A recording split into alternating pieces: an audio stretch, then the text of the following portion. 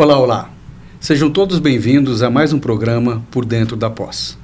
Este programa é patrocinado pelos cursos de pós-graduação do Centro Universitário Internacional Uninter e transmitido diretamente da TV Profissão. Hoje nós estamos um pouco tristes e este programa especialmente é dedicado em memória do nosso João Carlos Peters, o nosso querido Peters, que nos deixou há cerca de uma semana. Que Deus o tenha. Particularmente também em relação a esse programa, é voltado à área jurídica. Você sabe que todas as áreas da pós-graduação da Uninter fazem esse programa, para que você conheça um pouco mais dos seus cursos e para que você possa entender um pouco mais de determinado assunto que nós possamos trazer para vocês. Hoje comigo estão as minhas colegas, não é?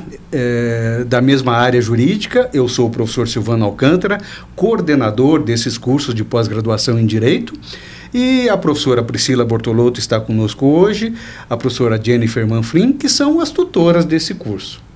Mas especialmente em relação à professora Priscila Bortolotto, ela vem hoje na qualidade de convidada.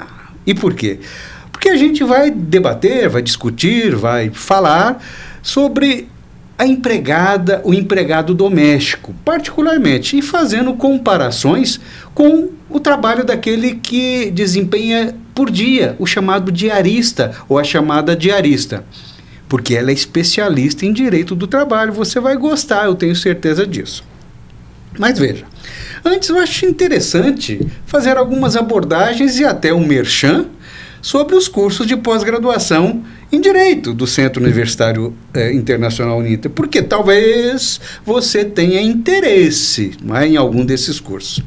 Para você ter uma ideia, nós temos hoje 19 cursos na área jurídica e estamos em praticamente todas as grandes áreas do direito. Por exemplo, direito do trabalho, direito civil, direito processual civil, direito constitucional, direito penal. Então, eu acho que tem para todo e qualquer gosto. E os valores são bem interessantes, porque todos esses cursos são na modalidade à distância, no EAD. Você vai fazer esse curso terminando em pouco tempo, um tempo mínimo de 6 meses. Olha que legal, interessante, não é? E vai pagar, um valor pequenininho por mês. E aí, você pode fazer esse curso, você não é graduado em Direito. Olha aí, mais uma possibilidade. O grande óbice para fazer um curso como o nosso é você não ter nenhuma graduação. Agora, não tem nenhum pré-requisito, qualquer que seja a tua graduação. Por exemplo, você é biólogo, pode fazer um curso desse? Pode. Você é engenheiro, pode fazer um curso desse? Pode. Você é tecnólogo, pode fazer um curso desse? Pode, porque o tecnólogo se equipara a uma graduação. Veja como está bem facinho você se tornar um especialista. Venha conosco, abra o nosso site, uninter.com, vá ali na área jurídica e dê uma olhadinha em um dos nossos cursos que você realmente vai encontrar um que realmente interesse para você. Viu como é bom? Mas vamos lá. Passa a palavra à professora Jennifer Manfrim para dar um oi para os nossos ouvintes. Olá, pessoal de casa, tudo bem? Um prazer estar aqui com vocês hoje para falar sobre esse assunto que o professor Silvano já adiantou e com essas duas feras do direito do trabalho, né? Eu me sinto até um pouco constrangida. Se eu fizer alguma pergunta boba, vocês me perdoem. Eu estou muito feliz de estar aqui com vocês e vamos perguntar para a professora Priscila tirar todas aquelas dúvidas sobre direito do trabalho. Professora Priscila, seja bem-vinda. E agora como convidada. Agora como convidada. Nossa, do outro lado da mesa, que interessante. Eu fico muito feliz de poder trazer esse assunto, né, para não só no mundo acadêmico, mas também para a população, para todos aqueles que nos assistem, porque é um tema interessantíssimo no sentido de que muitas pessoas têm dúvidas, têm vontade de contratar, né, precisa de uma empregada doméstica e acaba ficando com medo. Então, a ideia é desmistificar e também trazer informações para aquelas profissionais, né? Para aquelas profissionais que às vezes pensam, não, se eu trabalhar como empregada, eu vou ganhar menos, não vou, será que tem todos os direitos, né? Ou empregado doméstico, como a gente vai ver, não se restringe só às funções também de limpar o ambiente doméstico, né? Fazer comida. Fazer comida ou cuidar. Tem outras funções que também podem ser como enquadrado como empregado doméstico, e aí eu pretendo mostrar isso para todos aqueles que nos assistem. Então é um prazer imenso estar aqui falando sobre esse assunto. Legal, viu como vai ser interessante? E eu tenho certeza, não é, que para muita gente que está nos assistindo, isso aí pode ter algumas dúvidas. Então fique muito à vontade em nos perguntar. Fique bem tranquilo, que a professora Priscila está aqui para responder. Então vamos lá. Me permita já te endereçar um questionamento. Uma empregada doméstica, um empregado doméstico, que como você mesmo falou, né, nós estamos acostumados a chamar de empregada doméstica, pensando sempre naquela pessoa que nos ajuda a limpar a casa, por exemplo, né, a fazer a nossa comida. Mas esse profissional, né, esse empregado ou essa empregada doméstica, ela trabalha todos os dias, ela trabalha diariamente. Eu não poderia chamá-la de diarista, professora? Olha, professor, não necessariamente, né? O que faz ela ser empregada doméstica ou ele ser empregado doméstico? Então, a Lei 150 de 2015, que é intitulada Lei de Empregados Domésticos, né? Ela traz lá no artigo 1º já a definição do que vem ser empregado doméstico. A princípio, ele traz uma definição genérica do que é o empregado, né? Empregado em geral, o que é? É aquele que presta os serviços com subordinação, ou seja, ele tem que responder às ordens do empregador.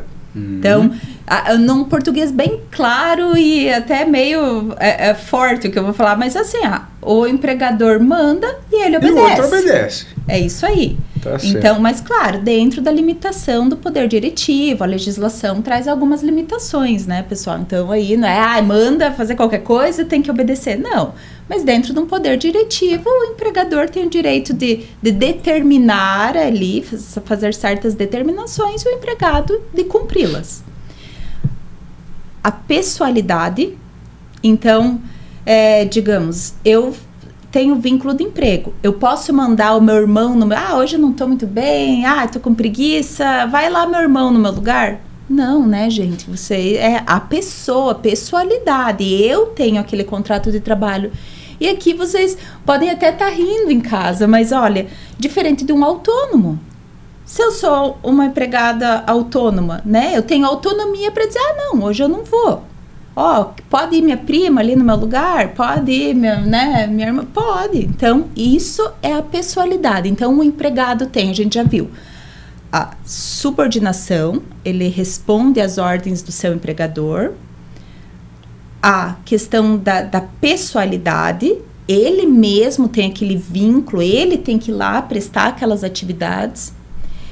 E a onerosidade, o que isso quer dizer? Que eu desempenho as minhas funções mediante o faz-me rir, né? Mediante pagamento. E agora todo mundo deve estar pensando, ou a grande maioria, e quem que vai trabalhar sem receber? Tem, gente, tem. O trabalho voluntário, por exemplo. Trabalho voluntário não gera vínculo de emprego porque ele não recebe. Porque o próprio nome já diz, ele se voluntaria, voluntariado, né? E a outra questão aí seria a parte da habitualidade, que aí chega no questionamento do professor Silvano, né? E essa habitualidade quer dizer que eu tenho que ir todos os dias? Não necessariamente. Eu posso ir, agora eu tô falando de empregados gerais, tá, pessoal? Não da doméstica ou do doméstico necessariamente. Mas eu posso ter um vínculo de emprego de eu ir uma vez por semana, né? E isso já gera vínculo de emprego. Então, a minha habitualidade, uma vez por semana, todas as semanas eu estou indo lá. Opa, ou todos os dias. Agora eu Mas quero... isso é empregado geral, pessoal. Então, agora me veio uma coisa na cabeça que eu fiquei preocupado. Eu tenho uma secretária do lar, vamos chamar assim, que ela vai em casa uma vez por semana. Todas as sextas-feiras ela está na minha casa. E ela não é voluntária, não. Ela recebe por Ela isso. recebe. E é só ela que vai. Só ela que vai. Se ela falar assim, doutor Silvano, hoje eu não vou poder estar na sua casa, eu estou mandando a minha irmã. Negativo. Quero você. Quero você. Né? E ela chegando lá, eu falo, fulana, você faça isso, isso e aquilo. E agora? Eu não estou com ela registrada, não a registrei, não pago INSS, não recolho fundo de garantia. Eu estou afrontando a legislação, professora? Não, professor Silvano, não. Por quê? Porque a legislação, a Lei 150 de 2015, diz que empregado doméstico é quem tem todas essas características que eu falei anteriormente, mais 2 quesitos bem importantes. A pessoa tem que trabalhar mais do que 2 vezes por semana. E vejam, a lei é bem clara, mais de. Então, até 2 vezes na tranquilo. semana, olha, ok. Se você porque eu estava querendo dar mais um dia para ela, viu, Jennifer? Fazer segunda e sexta, né? Sim. Aí eu ia cair do cavalo. Então, ainda fico tranquilo. Pode. Até 2 vezes na semana não gera vínculo de emprego no caso da doméstica, pessoal, ok? E o que mais? O que faz ela ser doméstica? Olha, a própria palavra já diz, né? Empregado doméstico, empregada doméstica.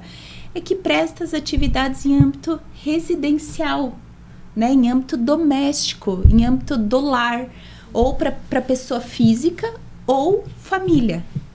Então, assim, digamos, eu tenho lá na minha casa, em que vai a minha diarista, né? Uma vez por semana, ela limpa a minha casa.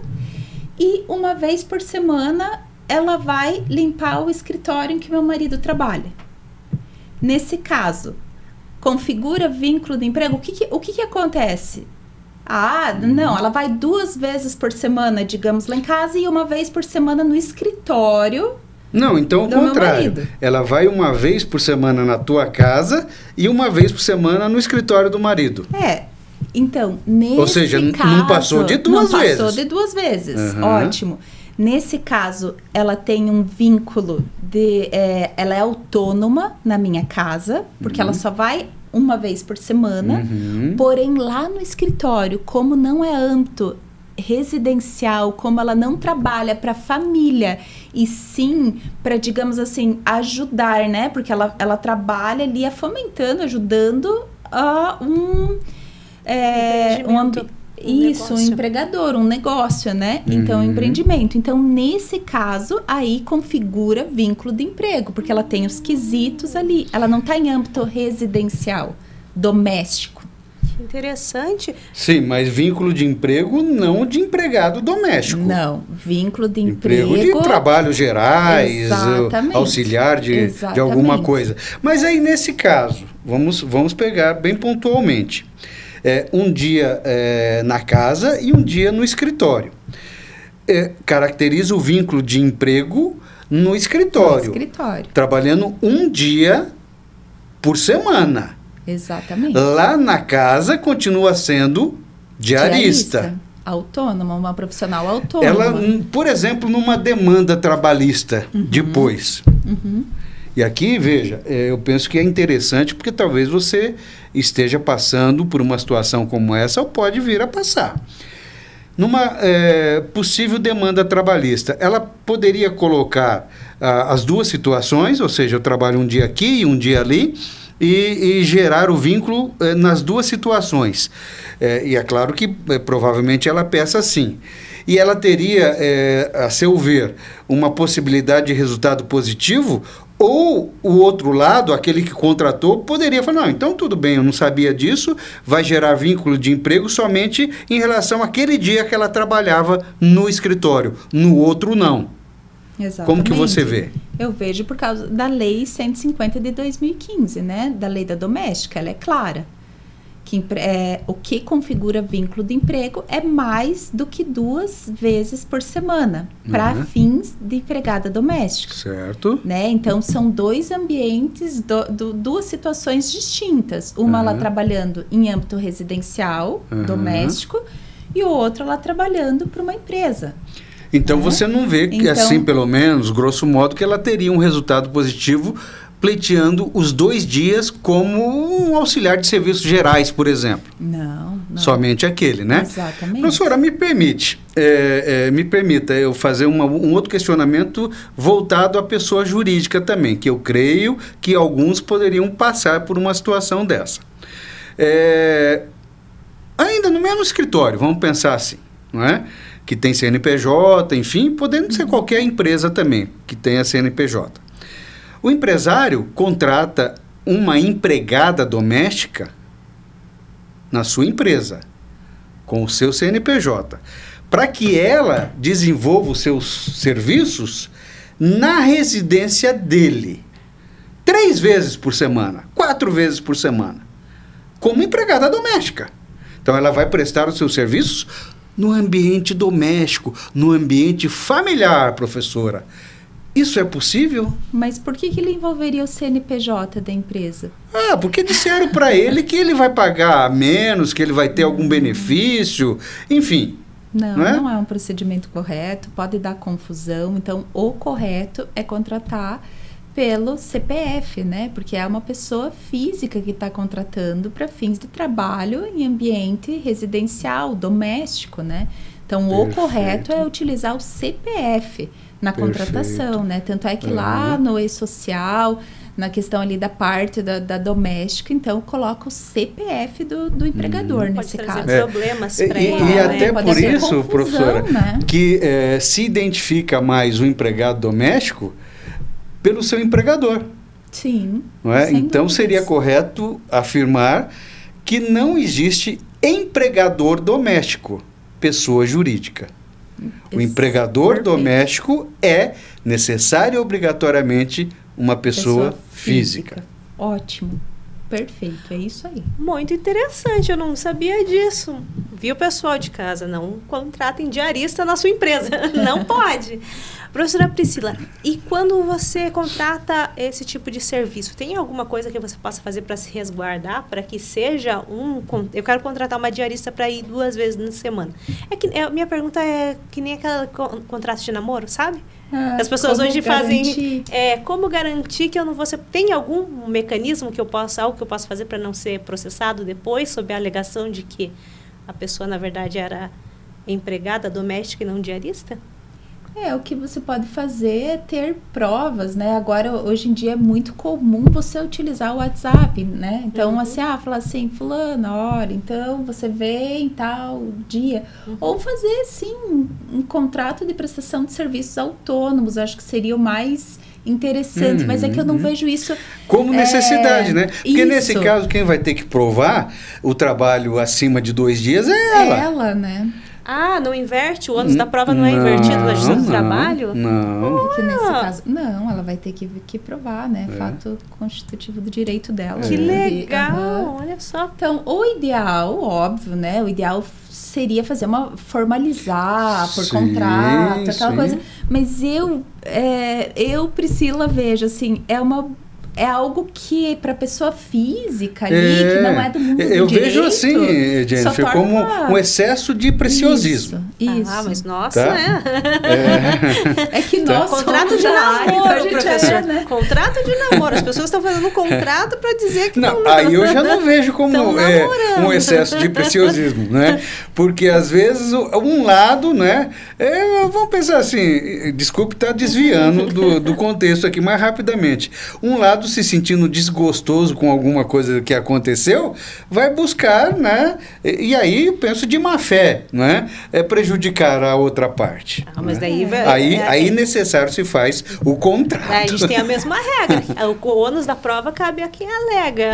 Aí tem Exato. que provar aqui a questão, até se a pessoa quiser, digamos, sacanear, se a pessoa não for Mas não se é usar da boa possível fé, fazer, então, um contrato de prestação de possível, serviços? Sim, é possível. E até quem pode, é interessante que faça, é importante que faça.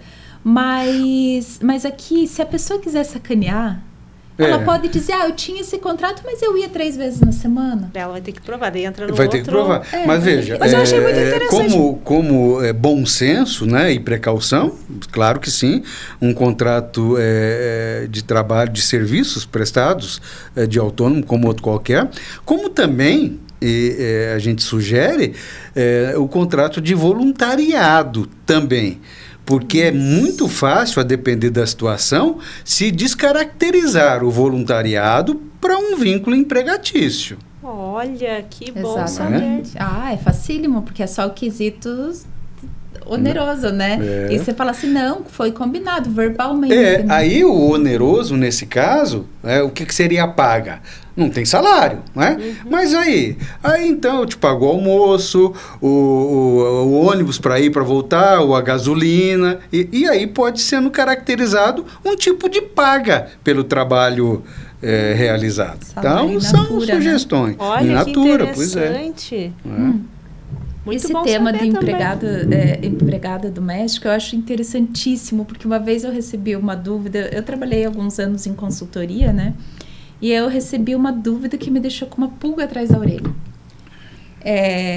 A pessoa, o contador, ligou para tirar a dúvida e falou assim, é o seguinte, eu tenho um piloto de helicóptero, ele vai trabalhar só para levar o empregador passear. A passeio, ele já é aposentado, ele é milionário e ele só vai passear.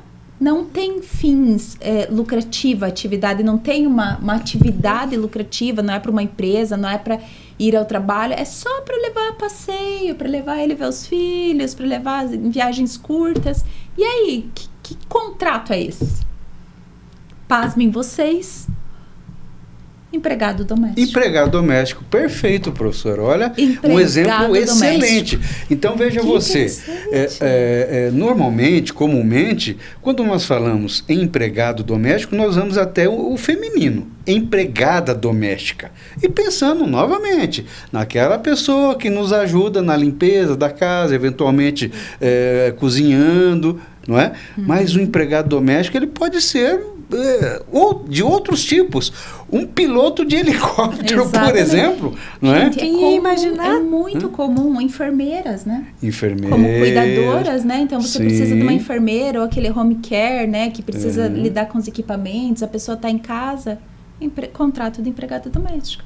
Claro que vai ter ali o piso salarial próprio da enfermeira, vai ter né? daquele tipo de serviço, como o piloto de helicóptero, né? Exatamente, mas o contrato em si vai ser de doméstico. É regido pela Lei 150 de 2015. Então, é muito interessante. Por isso que esse tema, assim, é muito abrangente. É importante que as pessoas tenham esse conhecimento, né? Questão de pedagoga, por exemplo, né? Para cuidar de criança. Empregada doméstica. Porque a atividade dela não é para fins, né, financeiro, que vai gerar lucro para quem a emprega, né? E você fala na Lei 150 de 2015, especialmente em relação à habitualidade. Eu me lembro que, à época ainda, existia muita discussão doutrinária, especialmente.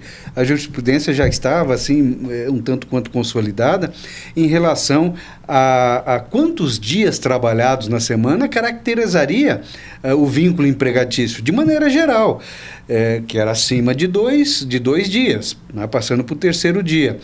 Mas a lei veio para consolidar.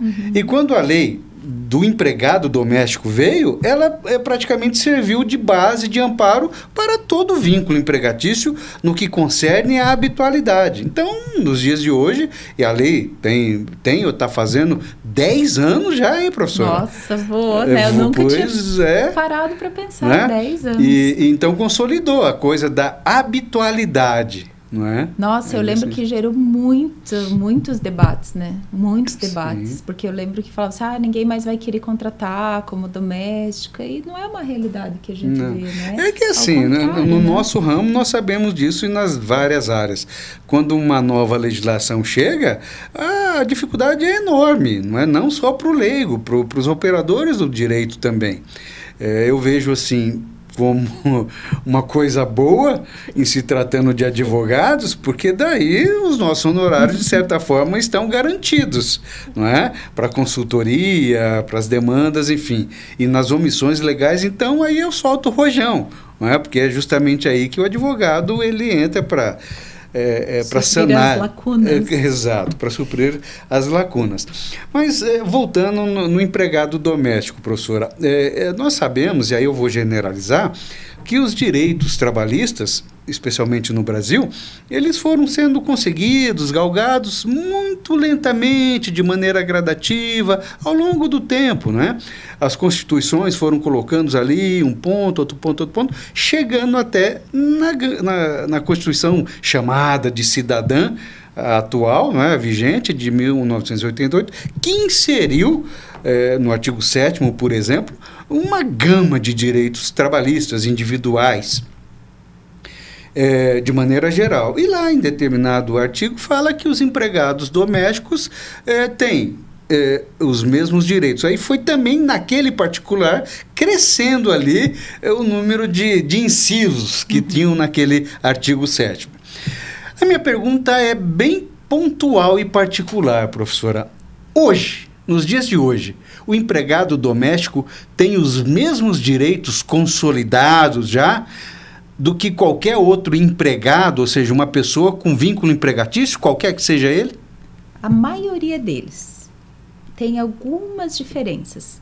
E a diferença mais gritante, acredito eu, que seja na multa indenizatória de 40%. Do FGTS. Então, assim, hoje, se eu tenho um vínculo de emprego e eu não sou doméstica, eu sou demitida, o meu FGTS, o valor que eu tinha de depósito referente ao FGTS, o meu empregador vai ter que pagar uma multa de 40% referente àquele montante, aquele valor. A doméstica é um pouquinho diferente. Todos os meses, o empregador doméstico, ele recolhe na DAI, né, na guia, ele recolhe 3,2% a título dessa multa. Então, quando há a rescisão... Já fazendo, digamos, uma provisão. Uma poupancinha. Uma provisão, assim. não é? Isso, perfeito. Uhum. Isso. Então, daí, no caso, a doméstica tem direito a esse 3,2% aí a título indenizatório, esse valor, esse montante que foi depositado. Né? Então, e se ao invés dela ser demitida, ela, ao invés de ser dispensada, ela pede a demissão? Ela pode levantar esse valor também? Daí, nesse caso, quem vai poder levantar é o empregador, esse valor.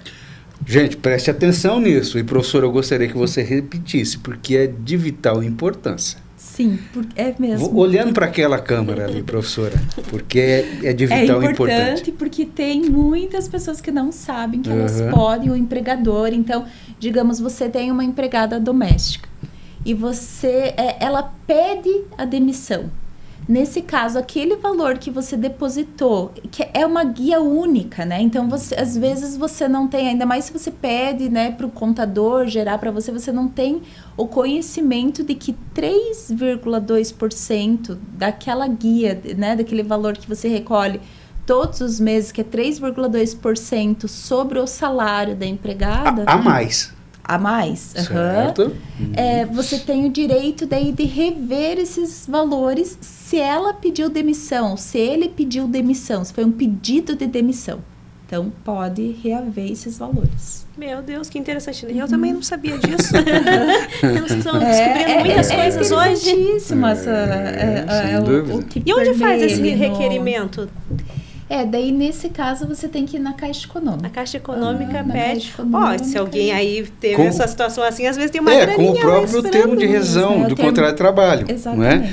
Não é? Nesse sentido. Olha, que bacana. É isso aí. Então, são detalhes, assim, que a gente desconhece que é importante, né? É importante conhecer. E em relação ao recolhimento para o INSS, professora, para efeitos de aposentadoria, como que funciona? Você poderia dar uma noção de de porcentagem sobre o salário e depois, numa possível aposentadoria, seria uma aposentadoria normal, igual aos outros empregados com vínculo empregatício? A empregada doméstica, ela tem o direito de se aposentar, assim como qualquer outro empregado.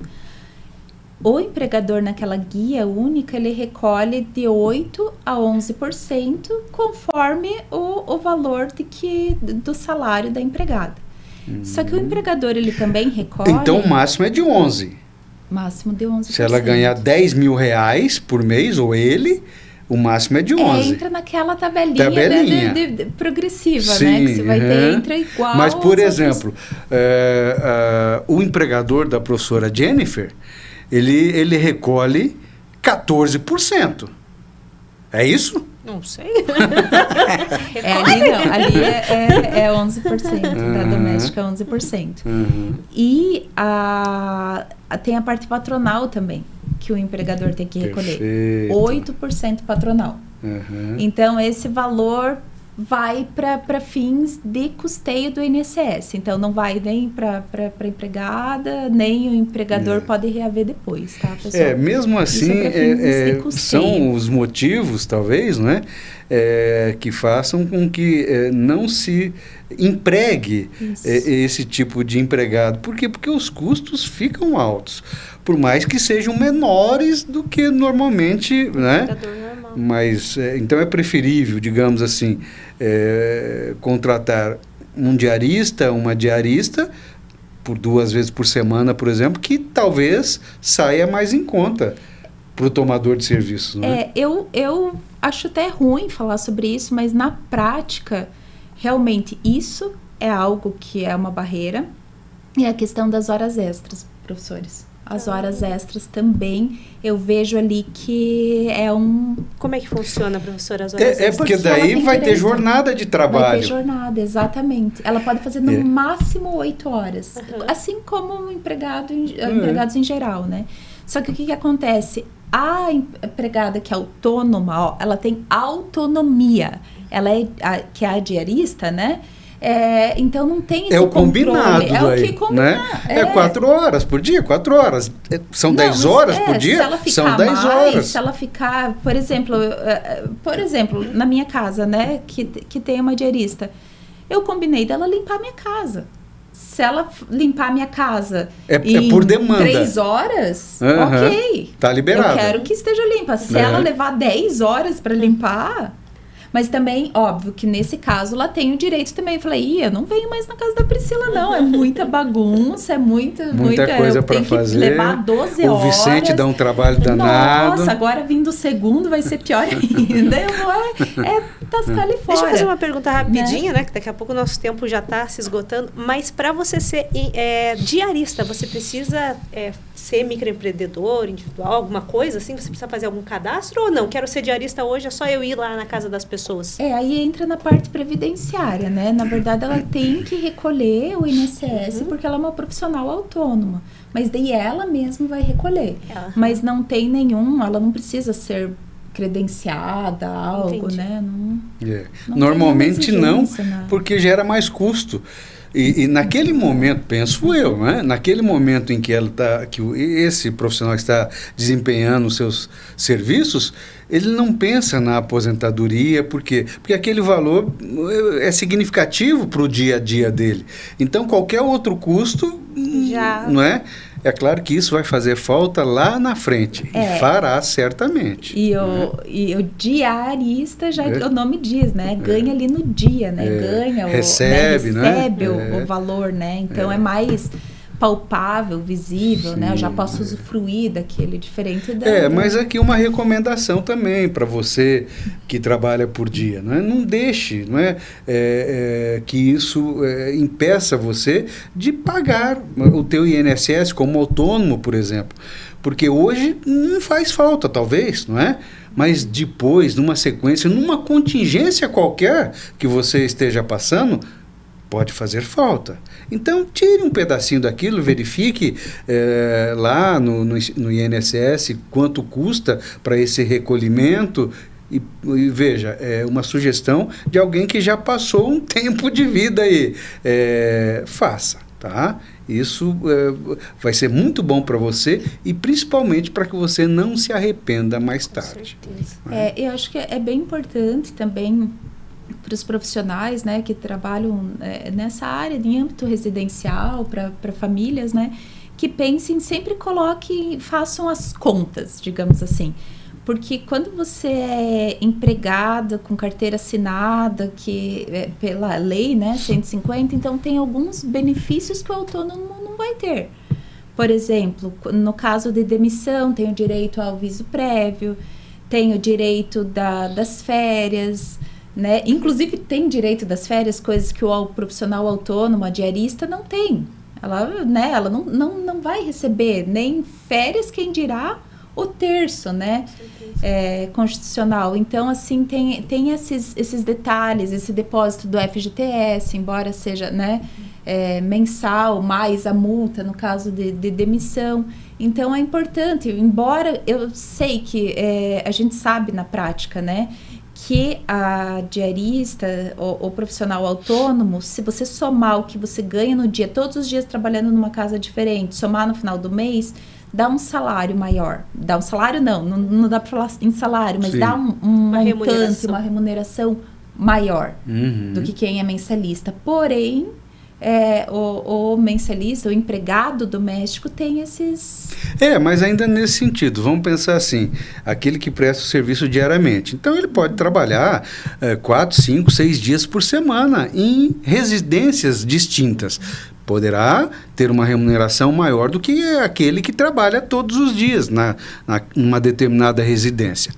Mas o desgaste certamente é muito maior também. Com certeza. E aí, novamente, voltando àquela sugestão, faça o recolhimento devido para o Instituto de Seguridade Social. Por quê? Porque pode precisar, né, de alguma coisa nesse sentido. Não é? E sem falar assim, né, embora não seja usual, é obrigatório. O profissional autônomo, e aqui autônomo, quando falo, não só da diarista, qualquer profissional que trabalhe como autônomo, o recolhimento é obrigatório, né? Então tem que ter essa consciência, né? Professoras, doutoras, o papo está muito gostoso, como sempre, né? Quando nós três estamos juntos, o papo flui, a conversa flui. E penso sempre que voltado a você. Na realidade, trazendo informações bem interessantes a você que nos acompanha e nos assiste. Mas o nosso tempo está terminando. Então, eu vou passar a palavra à professora Jennifer para dar um tchau para os nossos convidados. Foi excelente! Maravilhoso, aprendi muitas coisas, fui surpreendida, mas o bom é assim, né, porque quando nós estamos trabalhando com especialistas, conversando com especialistas, nós conhecemos pessoas que sabem mais do que nós em determinados temas, e agora eu já sei que vou contratar uma diarista mesmo. Fechou, tá combinado. Não precisa ter medo, já sabe que não pode ser mais do que 2 vezes na semana. Já sei todas as regras. Obrigada, professora Priscila, professor Silvano, sempre um prazer. Vamos lá. Professora Priscila, muito obrigado pela sua presença, não só como nossa colega de trabalho, mas principalmente pelo seu conhecimento, pelo que nos trouxe de esclarecimento sobre o tema abordado. Imagina, eu que agradeço poder trazer esse tema, né? Eu gosto muito de falar sobre direito do trabalho, porque direito do trabalho no geral, né? Porque é um assunto que todo mundo, ou é empregador, ou é empregado, ou presta serviços. Então, eu acredito que assim eu posso dar a minha contribuição social também. Então, eu fico muito feliz. Ok, e a vocês que estiveram conosco até agora, o nosso muito obrigado. E veja, novamente, uninter.com, procure ali um curso da área jurídica que certamente você encontrará. E para você, meu querido Peters, não é? Tenho certeza que já encontrou a luz, se não encontrou, está por encontrar. Esteja junto com o nosso grande arquiteto do universo, que ele lhe protegerá.